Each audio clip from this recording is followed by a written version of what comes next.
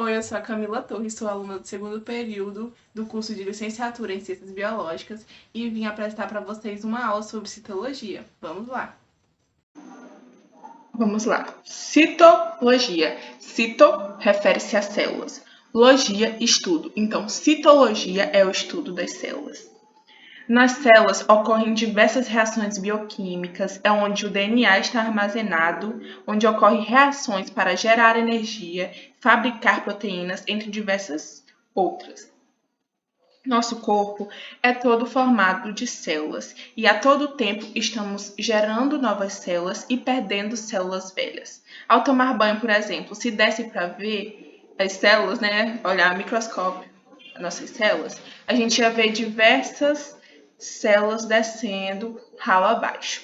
Eu queria falar um pouquinho sobre a trajetória da descoberta das células, começando por Livinhouk. Esse homem aqui no canto inferior esquerdo. Livinhouk, ele era um comerciante de tecidos e era bem meticuloso, bem chatinho nessa questão. Ele criou uma engenhoca, uma ferramenta que possui uma lente para ele poder visualizar as linhas que formam um tecido bem de pertinho. E assim ele conseguiu visualizar a primeira célula. Ele viu pontinhos se mexendo, que eram o quê? Os micro-organismos. À direita, vemos aqui o Robert Hooke. Robert Hooke, ele analisou a cortiça, é aquela parte de fora da árvore, aquele tecidozinho marronzinho por fora da árvore. Ele analisou esse tecido no microscópio. E era um microscópio bem rudimentar, era um conjunto de lentes e a luz de velas, para vocês terem noção. Ao visualizar, ele viu que esse tecido era formado por vários espacinhos. Então, ele chamou de célula. Célula, do latim, quer dizer espaço pequeno. E como tinha vários espaços bem pequenininhos, ele colocou no diminutivo. O diminutivo de célula é célula. Como ele estava vendo um tecido vegetal e um tecido morto, ele não estava vendo a célula como a gente conhece hoje em dia. Ele estava vendo apenas a parede celular. Outro nome importante foi o Schumann. Ele elaborou a teoria celular, que é baseada em 3 pontos. Todo ser vivo é composto por célula ou células. Ou seja, todo ser vivo é composto ou por uma única célula, os unicelulares, como as bactérias, ou por diversas células, os multicelulares, como nós, seres humanos, os animais, como cachorro, gato e as plantas. Outro ponto, a célula é a menor unidade viva. E o último ponto, todas as células surgiram de uma outra célula. Ou seja, uma célula surgiu de outra célula, que surgiu de outra célula, que surgiu de outra célula, até chegar na primeira célula, que aí entra mais nas discussões sobre origem da vida. Eu queria destacar que todas as células do nosso corpo, todas as células que constituem nosso corpo, já foram uma única célula, lá no momento de formação, onde o espermatozoide do seu pai fecundou o óvulo da sua mãe. Aí formou uma célula, que ela foi se dividindo, até formar você e até formar eu. Agora, eu vou mostrar um pouquinho para vocês os tipos diferentes de células, procarionte, eucarionte, célula animal, célula vegetal, mas numa visão 3D, utilizando um aplicativo. Vou utilizar o aplicativo Células, que pode ser obtido gratuitamente na plataforma do Play Store, para mostrar para vocês tipos diferentes de células, procariontes, eucariontes, animais e vegetais.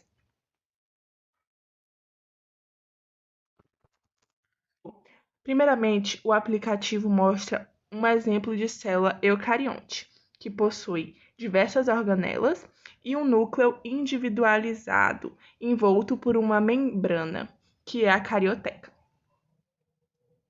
Vou explicar mais na frente as características principais dessa célula.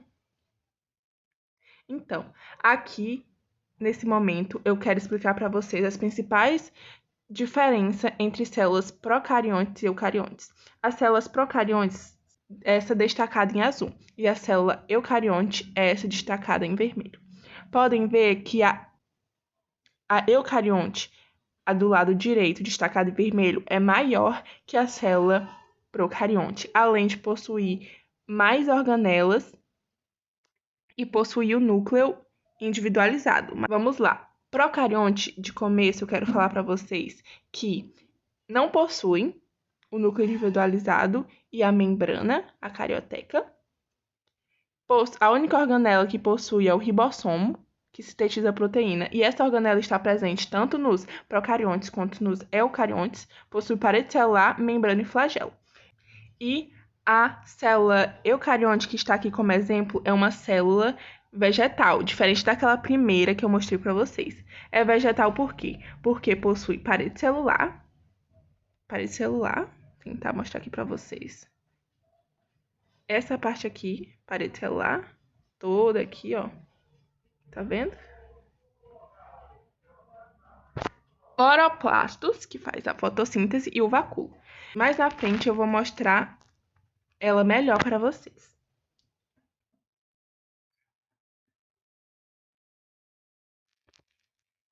Mostra as estruturas da célula procarionte. Em azul, vemos a parede celular.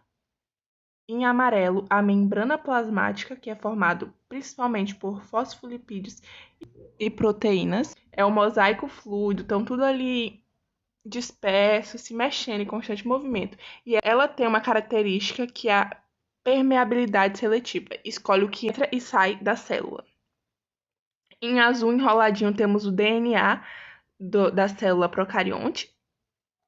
E é bem diferente da que estamos acostumados a ver, daquele formato helicoidal. E temos os ribossomos. A rede celular, este destacado em azul, por possuir essas projeções que parecem espinhos, facilita a adesão dessa célula a outras superfícies, além de dar resistência a essa célula à fagostose, ou seja, impedindo que outros organismos, outras células, eu vou falar assim, comam a célula bactéria. Agora vamos falar um pouquinho da célula eucarionte. A célula eucarionte é dividida entre célula animal, que é essa que vemos agora, sem parede celular, sem cloroplastos e sem vacúolos, e a célula vegetal, essa com parede celular, vacúolo e cloroplastos. Vamos lá. Essa estrutura em roxo é o núcleo da célula, é o centro de controle. Nele está armazenadas as informações genéticas, o DNA. Ao redor do núcleo, de vermelho, está o retículo endoplasmático rugoso. Ele é responsável por sintetizar proteínas e também formar as enzimas digestivas que se encontram dentro do lisossomo. Já vou explicar para vocês o que é lisossomos. O retículo endoplasmático rugoso tem esse nome pois nele estão inseridos ribossomos, aquelas bolinhas que eu mostrei que tem na célula procarionte. E o ribossomo, assim como lá, tem a função de sintetizar proteínas. Então, aqui, o retículo endoplasmático rugoso também tem essa função de sintetizar proteínas. Essa estrutura em amarelo, que parece uns tubos, uns canudos, é o retículo endoplasmático liso. Ele tem a função de sintetizar lipídios, como o colesterol, e sintetizar hormônios, como a testosterona. Então, é muito importante. Essa estrutura que parece bolsas esmagadinhas aqui em amarelo é o complexo de Golgi. O complexo de Golgi, ele recebe proteínas lá do retículo endoplasmático rugoso, as modifica, empacota e manda para fora da célula. Então, o complexo de Golgi é como se fosse o correio da célula. Ele também é responsável por formar lisossomos, esses em amarelinhos aqui, essas bolinhas em amarelo. O que é lisossomo? É uma bolsinha que dentro tem enzimas que foram produzidas lá no retículo endoplasmático rugoso. E eles são responsáveis pelo quê? Pela digestão celular. Tudo que entra na célula que não quer mais, vai lá para dentro dos lisossomos, ele digere. Então, se por acaso o lisossomo estourasse, ia romper a sua membrana E essas enzimas iriam se espalhar pela célula e isso ia causar prejuízos. Essa bolinha aqui são as mitocôndrias. Elas estão fechadinhas, mas mais na frente eu vou mostrar elas melhor para vocês. E as mitocôndrias, elas são responsáveis pela respiração celular. Elas pegam a glicose, que está no nosso sangue, no nosso organismo, a quebra para formar ATP, gerar energia. Então, ela é muito importante. Os centríolos são essa estrutura aqui, que parece um cilindro, uns tubos em forma de cilindro. Ele é responsável por formar o quê? Os microtúbulos e os microfilamentos, que são responsáveis por dar sustentação e movimento. E por fim, esses pontinhos pequenininhos aqui, ó, em marrom, esses pequenininhos aqui, vou circular, são os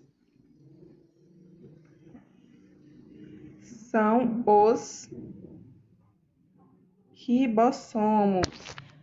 São os ribossomos responsáveis pela síntese de proteína. Eu quero explicar aqui para vocês como se dá o processo de formação de uma proteína em uma célula eucarionte. Então, aqui dentro do núcleo está contido DNA, e no DNA tem informação para a formação de uma proteína e de várias proteínas. Então, o DNA passa essa informação para um RNA, e esse RNA se chama mensageiro. O RNA mensageiro, ele vai carregando essa informação até os ribossomos. Deixa eu achar o ribossomo aqui para mostrar para vocês, tá difícil. Tá, essa bolinha aqui, ribossomo. Aí o RNA vai vir até o ribossomo com essa informação trazida lá do núcleo, ó, do DNA. O ribossomo pega essa informação, traduz e começa a procurar aminoácidos para formar a proteína. Então, sai a informação lá do núcleo, vem para o ribossomo e o ribossomo pega essa informação, traduz e, vamos falar assim, chama o RNA transportador, pega aminoácidos, traz até esse ribossomo e começa a sintetizar as proteínas. Várias bolinhas vão sendo ligadas até formar uma proteína. Se uma célula tem muito retículo endoplasmático rugoso, esse em vermelho, ela produz muita proteína. A característica dela é produzir muita proteína. Se ela tem muito retículo endoplasmático liso, esses canudinhos aí em laranja, meio dourado, é porque a função dela é produzir muito lipídio. Se ela tem um complexo de Golgi bem desenvolvido, bem grande, é porque ela é muito boa em secreção, tem uma habilidade boa na secreção de substâncias para fora da célula. Se tem muita mitocôndria, tem uma capacidade boa de produzir bastante energia. Como exemplo, as células dos nossos músculos precisam de energia, de força, né? Então tem muita mitocôndria. Agora eu quero mostrar para vocês uma animaçãozinha de uma substância entrando dentro da célula e a célula digerindo ela. Os lisossomos vão fazer isso, a digestão intracelular. Prestem atenção.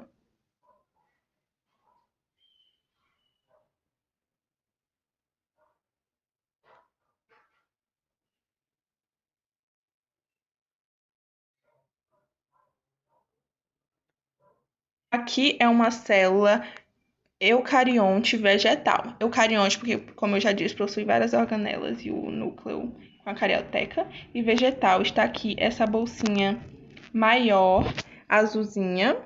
É o que? É o vacúolo. O vacúolo, imagina uma bexiga que você enche de água.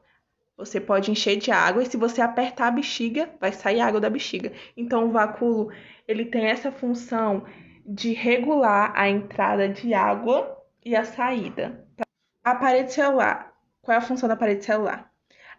Por ter o vacúolo ficando e saindo água para dentro da célula, a célula corre o risco de explodir, de se quebrar. Então, a parede celular é como se fosse uma armadura que protege a célula, a impedindo de crescer tanto e despocar. Então, se você pegar essa célula e colocar num meio hipertônico, em que o meio tem muito sal, substâncias que deixam ele com maior gradiente do que dentro da célula. Então, a água que está dentro da célula vai sair para fora, para o ambiente, para tentar regular, ter um equilíbrio. Então, a célula vai ficar assim, murchinha. Agora, se for para um ambiente hipotônico, em que o que está dentro da célula é mais concentrado do que o meio externo, a água que está no meio externo vai tentar entrar para dentro da célula para manter um equilíbrio. Então, para isso que serve a parede celular, vai entrar água, a célula vai começar a se encher e para ela não espocar, a parede celular impede isso. Tem também os cloroplastos, esses em verdinho, que são responsáveis pela fotossíntese. A fotossíntese que a gente deve amar tanto, porque é por conta dela que estamos vivos. E olha esse meio roxinho, são as mitocôndrias. Então, diferente do que muita gente pensa, as células vegetais também fazem respiração, pois possuem mitocôndria. Como eu já expliquei, mitocôndria ela é responsável por fazer a respiração celular para dar energia para a célula. Aqui é o exemplo de três células juntas pelos plasmodelos. Os plasmodelos são expansões do citoplasma que penetram e atravessam a parede celular, permitindo a comunicação e o transporte de substância entre duas células. A gente está vendo aqui, ó, essa união pelos plasmodelos, unindo uma célula à outra.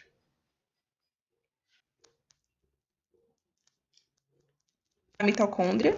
Olha, a mitocôndria é uma organela assim muito especial, pois ela possui uma dupla camada de membranas, ela possui DNA próprio e ela é responsável pela fazer a respiração, como eu falei para vocês. A mitocôndria, diferente das outras organelas, ela possui material genético, o que entra em uma discussão de que a mitocôndria era um outro organismo que foi englobado para dentro dessa célula. E como foi uma ação tão boa, tão benéfica, essa bactéria ela ficou dentro da célula e tem aqui até hoje na gente, em outros organismos. Essa aqui é a equação geral da respiração celular. Pega a glicose e o oxigênio, quebra a glicose para formar ATP, energia, e nisso a liberação de CO2 e de água também. E aqui os cloroplastos. Os cloroplastos são a organela responsável pela fotossíntese das plantas e também das algas. Possui essa cor verde pelo pigmento que ele tem. E assim como a mitocôndria, ele também possui DNA próprio. E aqui está a equação geral da fotossíntese. O gás carbônico e a água, junto com a energia solar, são convertidos em açúcar e oxigênio.